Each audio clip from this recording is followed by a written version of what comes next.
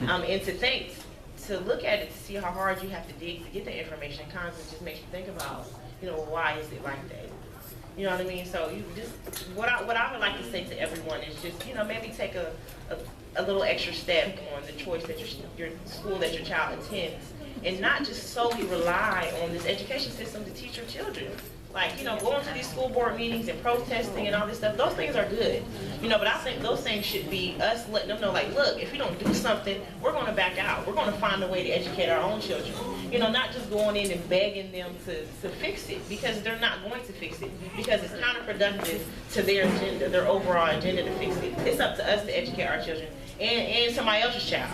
So if somebody has a parent and their child is, not as educated, maybe they graduate from high school, and that, how about you take the time out, to take their child to tutoring, or to help their child read, do something. Everybody has a role. Nobody, not everybody can be the person that can organize stuff and sit around and talk about it. But you can, in your individual lives, you can help one person. And that one person can help another person. So it really starts with us. It really starts with your individual life and the choices that you make with dealing with people. Yes. Well, to the school grades thing, I was at an event in Miami that was actually about standardized testing and these things as well. And also the thing that it doesn't account for is progress. So right. If you're in F school and you started at 0 and you got to 30% and you jumped 30 points, you're still in F. So it doesn't account for the fact that schools are making progress. Right. At the end of the day, you have to think about where the students at the school are starting and where the school is taking them to. And the problem with these grades are that it doesn't account for that. So it's also another level of really looking at what the school has been doing and where the students were able to get, because these standardized tests don't account for where the children are starting. It accounts for this level that they just created for students that don't look like us and don't live in these communities. And they don't account for that as well. So sometimes these grades are kind of, they don't really the grades, right, you're right, and you're absolutely right. And there was stuff on there where there was errors. I had read something where there was an error with the grading, and it just was really confusing to find. Go ahead.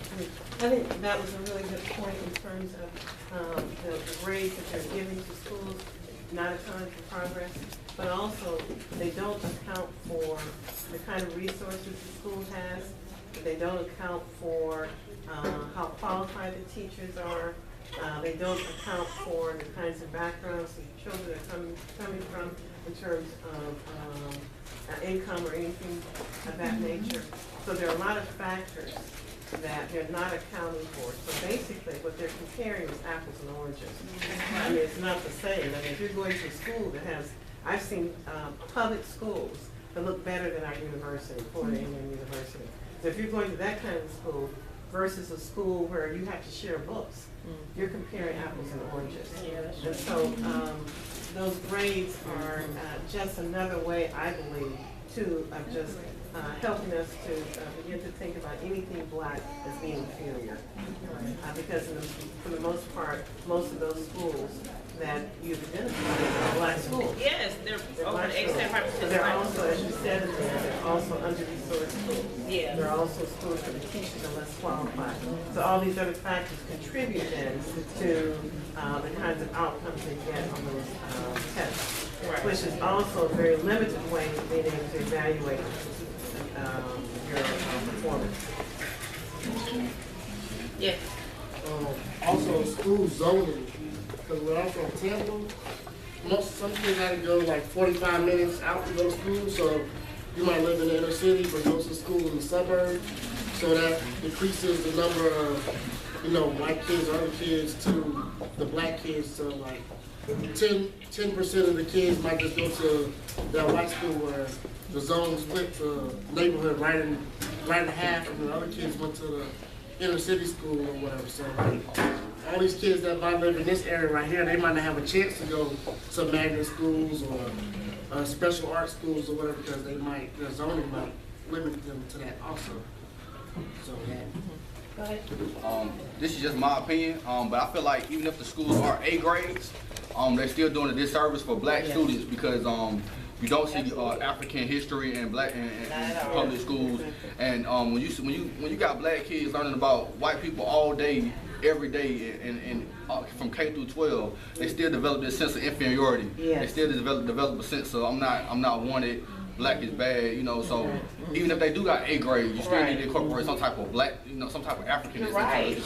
You know, like I said, my daughter goes to school arts and science, and she was the only person I made. We do a report every year, and I have her presented at Friday Sing. Friday Sing is something they do on Friday, and the kids get together and they just kind of show about the things they've done in the community, and they give special awards, just like a program, you know. And they didn't do anything for Black history. My child was the only child that did something for Black history. The school didn't do anything, nobody else. I kind of felt like, you know, I was expecting more. And, you know, because it's a school that's mixture. So I would think that another parent would have the same idea that I had. It was nothing. You know, and even my daughter, she was like, well, nobody else is doing Black history. And I'm like, so you're going to do it anyway? Thanks to my mom back here in the corner. Go ahead.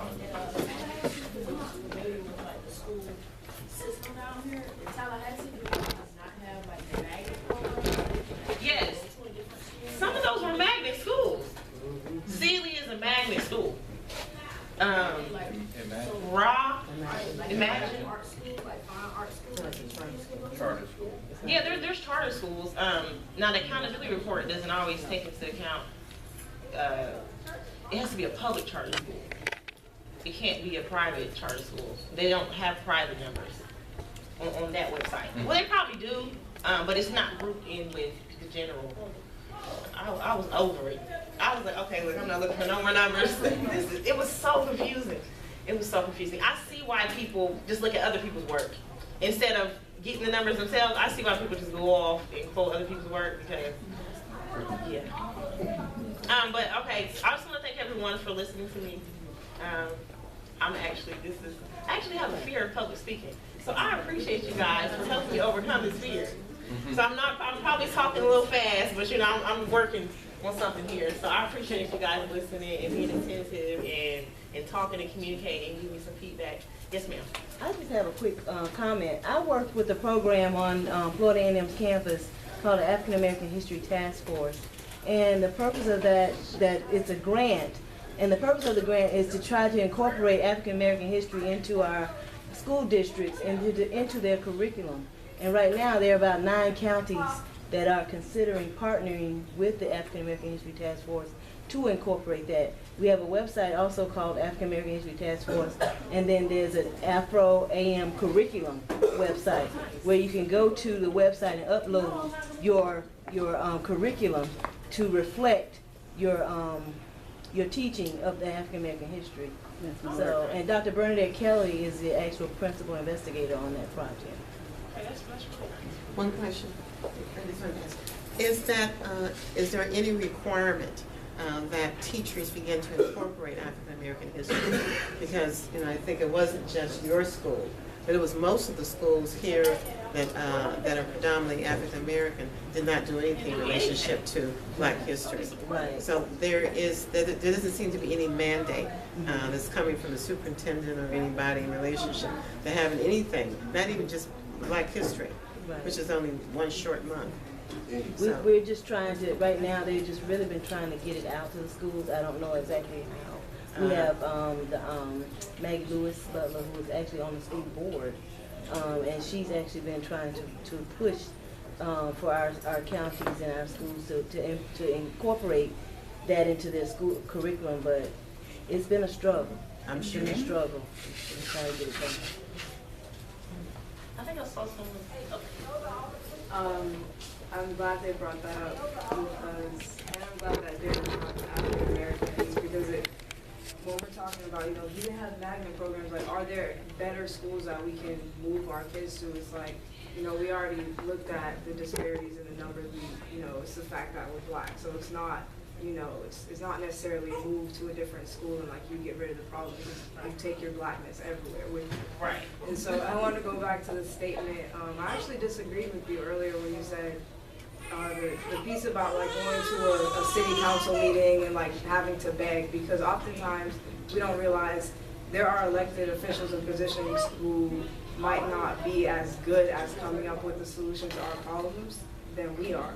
So if we just ask them to do something and then leave, they're not gonna do it right because we are the ones who need, you know what I'm saying? So we literally have to do this type of work, even though it's long and it's drawn out, and come up with what we want. We can't ask them to do it for us. And so people, you know, coming up with these programs and looking for ways to implement it, not suggest it, but implement it in our schools, like teach about Black people.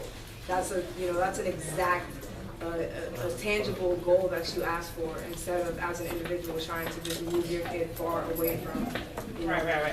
And I think, I just clarify that. Yeah, I don't think you. I think we actually agree. Yeah, that needs to be clarified, because I don't think that she said we need to go anywhere and beg. I think she said the opposite of that, and that was part of the report that we. You don't have to beg. Yeah, I wasn't saying you said we should. Oh, okay. Yeah, because you said you had disagreed. I was just trying to make sure that everybody was clear on that. But if we actually have the way that we want to implement it, like literally, there are communities across the country that have, you know, bound together, worked together, and passed a civilian review board, for example, to like oversight for the police killings and things like that. So I'm saying they're like tangible, strategic things you can like map out. Instead of trying to have them create it, like we create it, present it to them. Can you figure out how to like end this poverty? No, like it comes at 1, 2, 3. This is how you do it, and you need to implement it now. Okay, I guess I looked at it more. You know, why or how can we ask them to do something? They're the ones that created the problem. Right. I mean, but yeah, I see what you're saying though. I totally get that. Yeah. To also go on that, and you had said it earlier, but if you want, you know, Black males to graduate and pay more attention in school, we need more Black male teachers. So it might help going to the labor union and maybe trying to get a little more diversity in there. Yes. Yeah. Black teacher. Okay, Mom, my mom's gonna be the last county, so we can show the documentary. Well, I was talking to my brother today, and his son is going to Harvard, and he's having a hard time because he's intelligent and everything is Black against him. And he was trying to figure out why does this have to go on and how can he change this? And what my brother told him is, well, my brother teaches his children. And each time that you make that aid and you make that grade and you break down that stereotype. And so we have to teach our own kids, and on top of what the parents and teachers are teaching them, we have to teach them at home. And then when you teach them at home and send them to school and they become that top one, then they can go to anywhere they want to go, and it's not attributed to what the teachers gave, but what we did as parents. I see. Why is this answer? Yes, ma'am. Okay, thanks, Mom. Okay, so now we're gonna bring Raheim forward to show the documentary and give it a discussion. I'm gonna let them introduce themselves.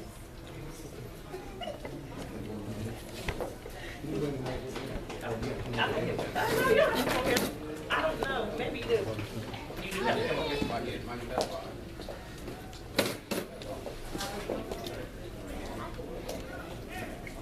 How y'all doing?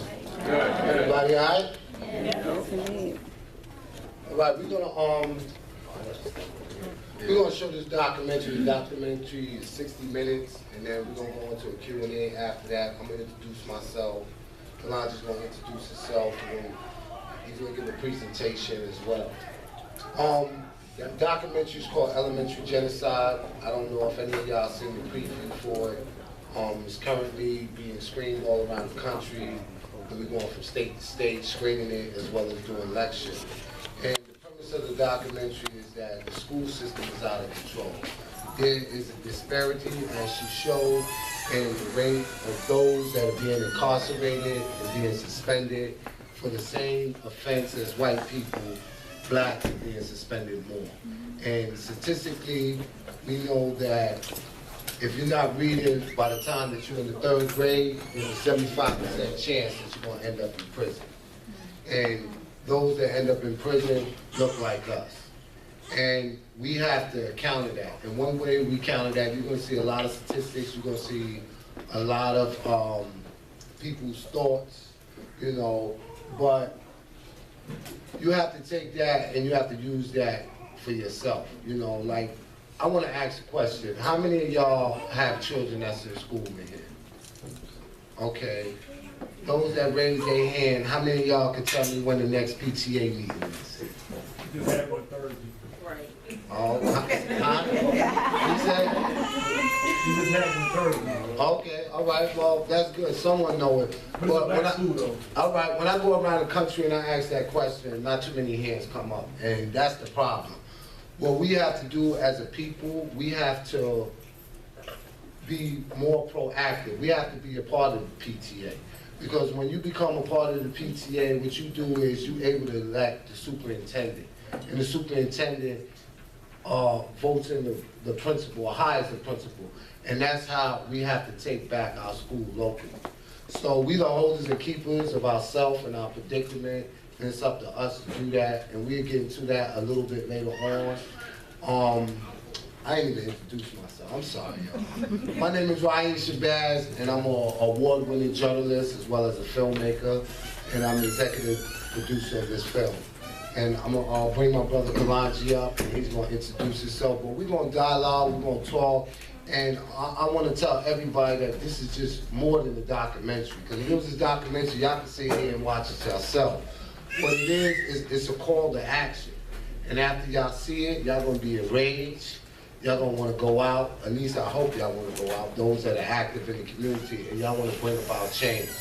And with that, I want to bring up my brother Kandis. He's gonna say a few words, and then we're gonna get into this documentary. Y'all ready for that? Yep. Yeah. All right, come on, brother Kandis. All right, peace. I don't need the microphone. Can y'all hear me? Yeah. Okay. I'm Kandis Changa. I'm the founder and national coordinator of the FTP movement and coordinator of the National Coalition to Combat Police Terrorism, which is co-chaired by Daruba Ben Wahad and former Congresswoman Cynthia McKinney. Real quick, I'm a rebel. I'm not into reform. You know what I'm saying? I'm into the total abolishment of this system, but I want to talk about practical ways that we can exist inside of this system until we topple this madness. All right? That's all I got to say for now. Yeah.